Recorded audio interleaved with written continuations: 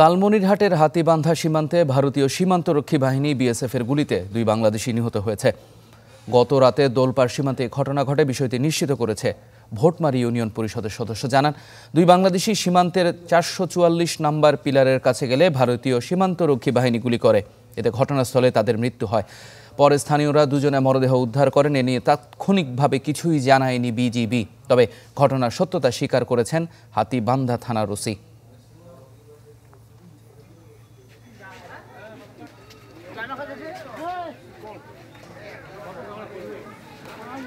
দর্শক, এই বিষয়ে আরো জানাতে লালমনিরহাট থেকে আমাদের সাথে যোগ দিচ্ছেন সহকর্মী মিলন পাটোয়ারি। মিলন, ইফতেখার, যে লালমনিরহাটের হাতিবান্ধা উপজেলা বড়খাতা দোলাপাড়া সীমান্তে গতকালকে রাত্রে বিএসএফ এর গুলিতে 2 বাংলাদেশি নিহত হয় এবং নিহতদের পরিবারের মধ্যে যে শোকের মাধ্যম। আমি নিহতদের বাসায় এখানে অবস্থান করছি দোলাপাড়াতে, সেখানে পরিবারের মধ্যে চলছে শোকের মাধ্যম।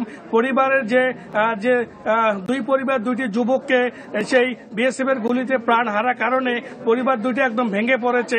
তবে সীমান্তবাসীর মধ্যে এখনো সেই গতকালকে রাত থেকে সেই সীমান্তবাসীদের মধ্যে আতঙ্ক বিরাজ করছে এবং সীমান্ত এলাকার যে সমস্ত কৃষিকাজ করতেও সীমান্তবাসীরা যাচ্ছে না। তবে আমার সঙ্গে রয়েছে বড়খাতা ইউপি চেয়ারম্যান। যে আমি একটু আপনার সঙ্গে কথা বলি যে কিভাবে এই মানে গতকালকে ঘটনা ঘটল। গতকালকে আমার এই দোলাপাড়ায় একটা ওয়াজ ছিল, হয়তো ওয়াজ আপনারা জানেন যে ওয়াজে দল বেঁধে লোক যায় ওয়াজ শোনার জন্য।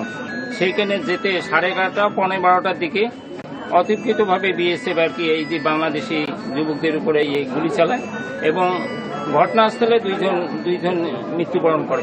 আমি এটা নিন্দা জানাই এবং এটা আন্তর্জাতিকভাবে এটা আমি নিন্দা জানাই এবং এটা আমি পররাষ্ট্রমন্ত্রীর মাধ্যমে আমি জানাতে চাই যে ভারত কর্তৃপক্ষ বরাবরই কিন্তু এই যে 25 তারিখে একটা ঘটনা, 25 তারিখে ফজরের নামাজের পর আমার এক জওয়ান আর কি খেতে কাজ করতে গেছে, সেখানে তাকে ধরে নিয়ে যে বেদম মারপিট করছে। পরে আমরা যে প্রকার বর্ডারে ফেলাই রাখি গেছে। ইফতেখার, আপনি শুনলেন যে আপনি জানলেন যে ইউপি চেয়ারম্যান বলল যে সীমান্তে হত্যা বন্ধের জন্য ধন্যবাদ। আমরা বুঝতে পেরেছি সেখানকার পরিস্থিতি। দর্শক, আমাদের সাথে যোগ দিয়েছিলেন মিলন পাটোয়ারি লালমনিরহাট থেকে।